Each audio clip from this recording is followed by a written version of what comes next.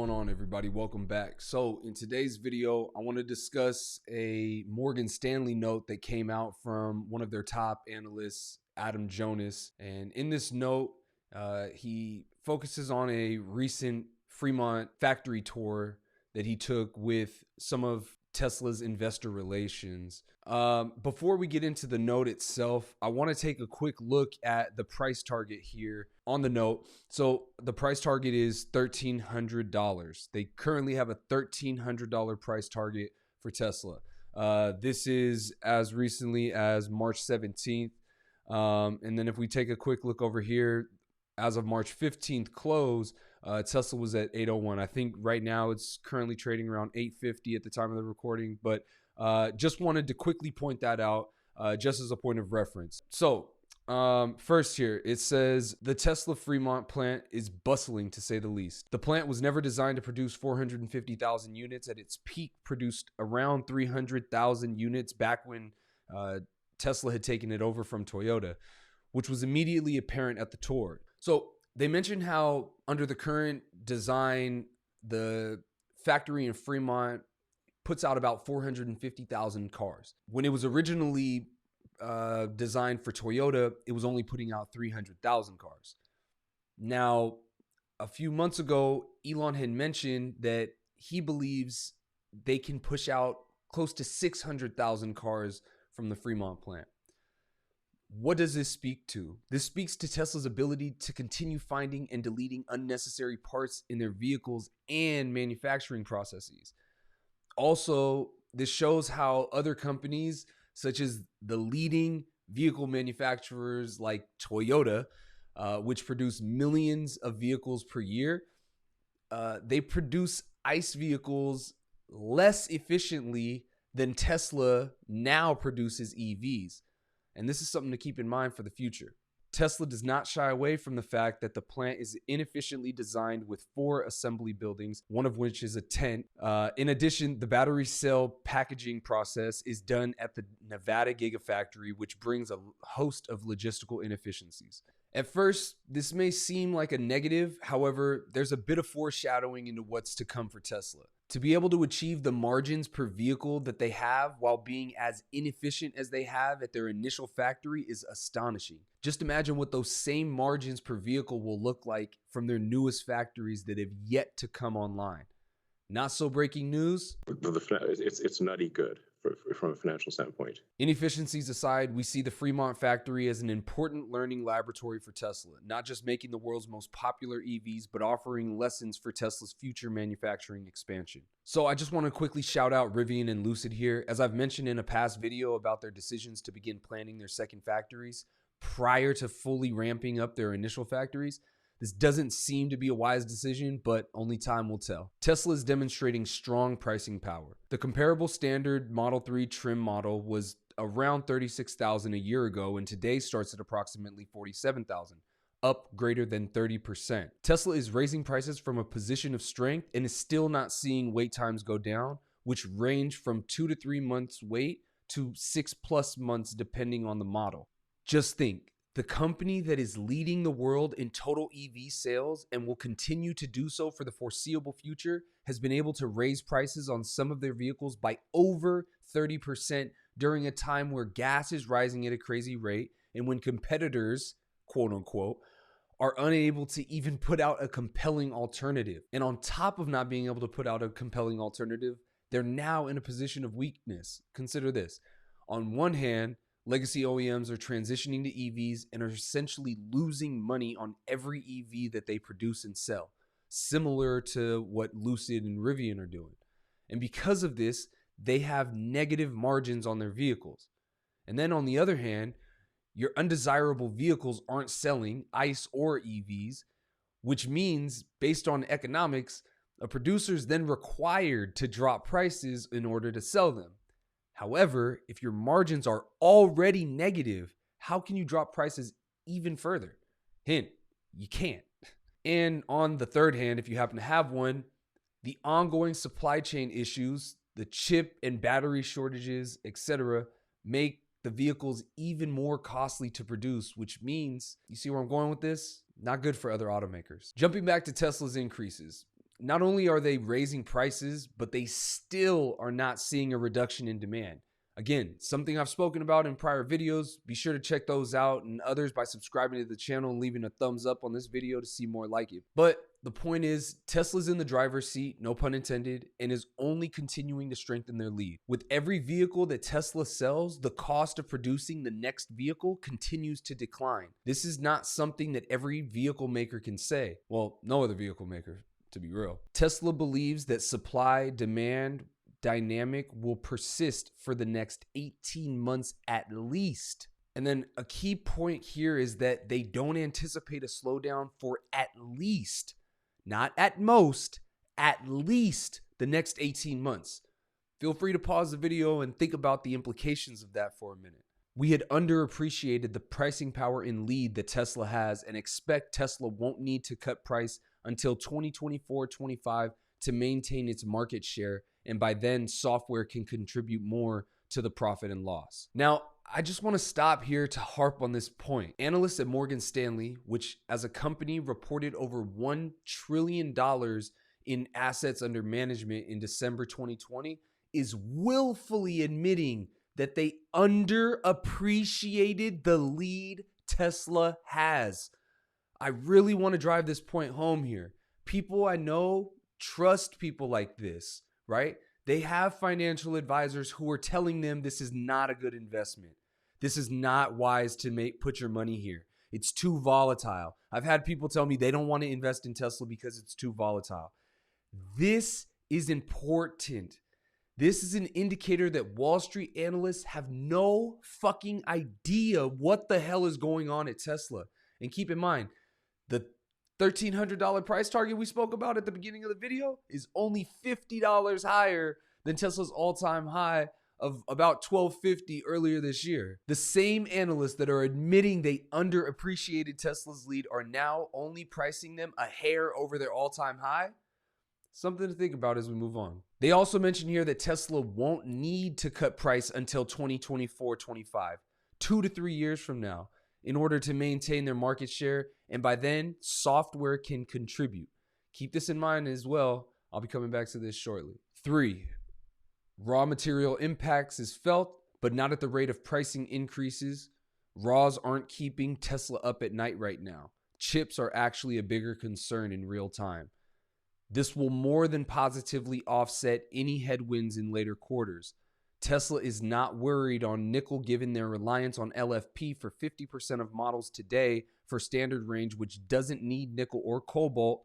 And going forward, LFP could move to 60 to 70% of units if needed if nickel becomes uneconomical. Near term, the key factor that Tesla stressed is chip supply. Now, here they mention the prices of nickel as well as a greater transition to lithium iron phosphate, LFP. However, this is an irrelevant point in my opinion, as Tesla's getting ready to introduce the first Model Ys with 4680 cells, which will dramatically reduce their reliance on LFP batteries. Although it's likely they still will continue using LFP batteries in their lower range Model 3s and made in China vehicles as well. This does, however, seem more like a warning to other OEMs who are likely relying heavily on nickel-based batteries that are going to continue to see prices rise with the current state of the political climate in Ukraine and elsewhere affecting nickel supply. But before we move on, consider this. If other automakers are currently using nickel-based batteries and are paying a premium for them, does this mean they transition to LFP batteries? If so, does anyone watching happen to know which country is the largest producer of LFP batteries in the world? Hint, it ain't America. Number 4, capacity and margins.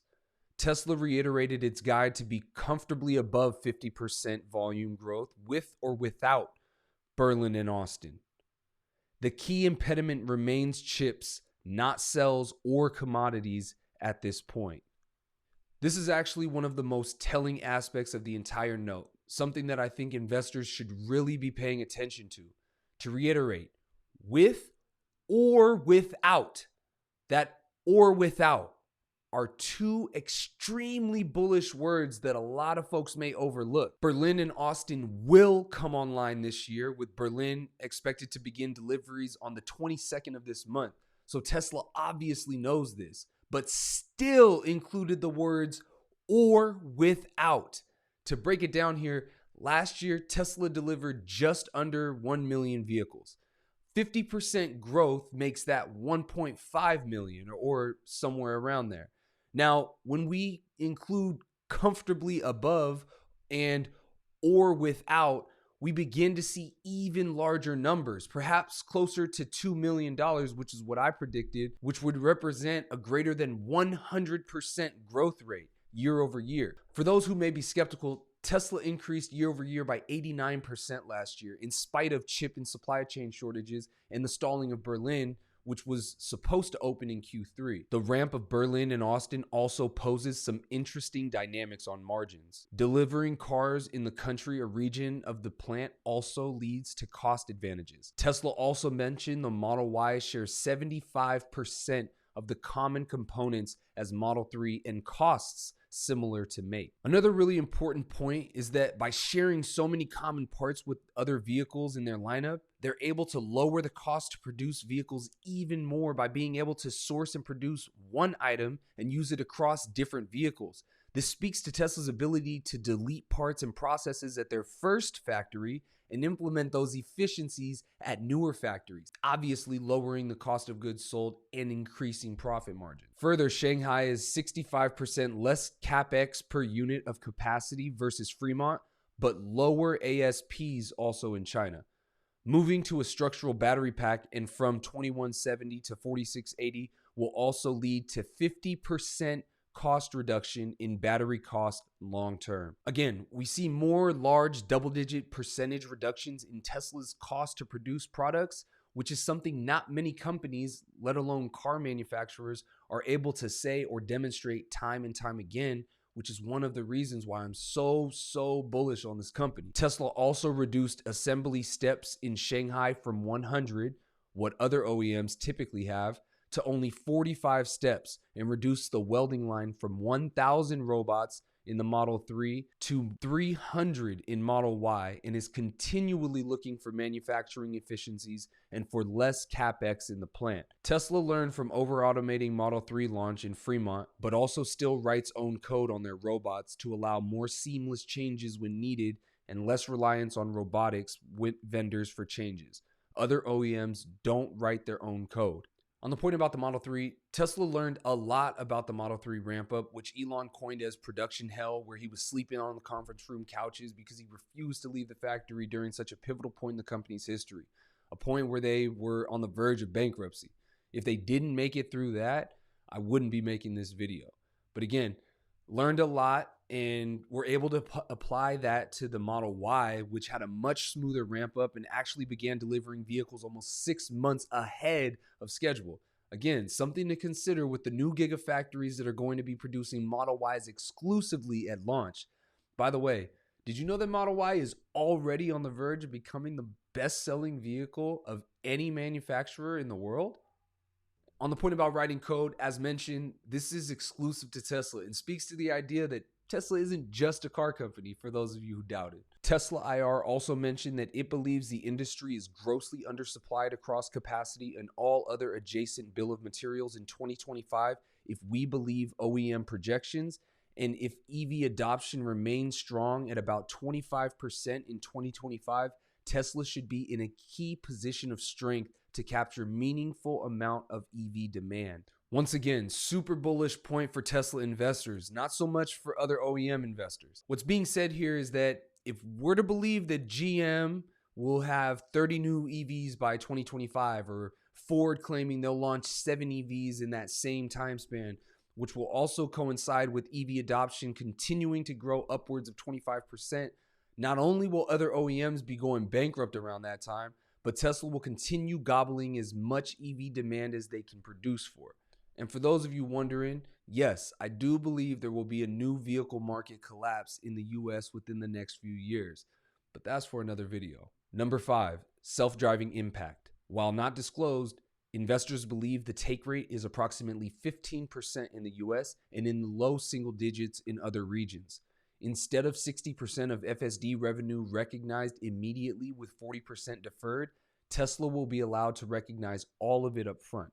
The impact of this on 500,000 cars in the US, a third of 2022 deliveries at 15% take rate and 40% incremental recognition at $12,000, which is the cost of FSD, is approximately $360 million of incremental pre-taxed profit realized, but no change to cash flow, and has potential to boost margins by about 40 basis points structurally going forward.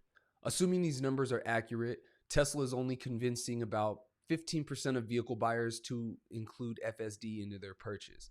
Now, while this seems like a really low number, it's also a tad misleading. Here's why. For those of you who've been following and paying close attention to the beta progress or the current state of where it's out there. They have over 60,000 vehicles that currently have this software that's running on their vehicles today that can take them from point A to point B completely without human input. Now, of course, it's in beta. It's not perfect. It's going to have some mistakes along the way. But if you've watched the progress over the last year or so, you've seen that Tesla has made strides continuously with every new release. Some setbacks, but then they go ahead and correct those in later updates. So something to keep an eye on. Another thing is that the take rate increases over time, right? So the more people start to become aware of what full self-driving is, the implications of it, how useful it can be in their everyday life, the take rate begins to increase. Now, when you start to see that FSD beta is being released, it's been taken out of beta, now you start to really see people, all cars, I think, at some point will be built with full self-driving built into the price of the vehicle. It will no longer be an option.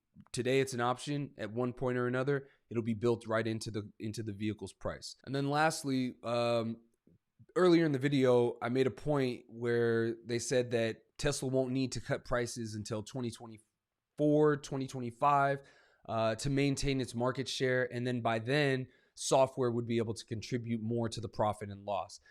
This is another reason why I think that 15% number may seem a bit misleading and is also going to grow over time and be a major contribution to Tesla's overall market share. Tesla stressed autonomy as an AI problem and is looking to train its neural network over time, layering on real-world mileage data it accumulates. We do not ascribe any specific value to Tesla from full autonomy, as we believe the technology will not be ready to deploy at scale for many years, i.e. a decade or more. Now, as the final point of this video, I could go on a huge rant about why this is likely not to be the case and yada, yada, yada, but instead, I'll leave you with this. They underappreciated the lead Tesla has. All right, guys, so that about does it. Thank you for tuning in. If you enjoyed this video, please be sure to like, share, subscribe, and tap the notification bell to let you know of all the new content as soon as it drops. I'm Willie. This is Charged Up. Tap in with me. Peace.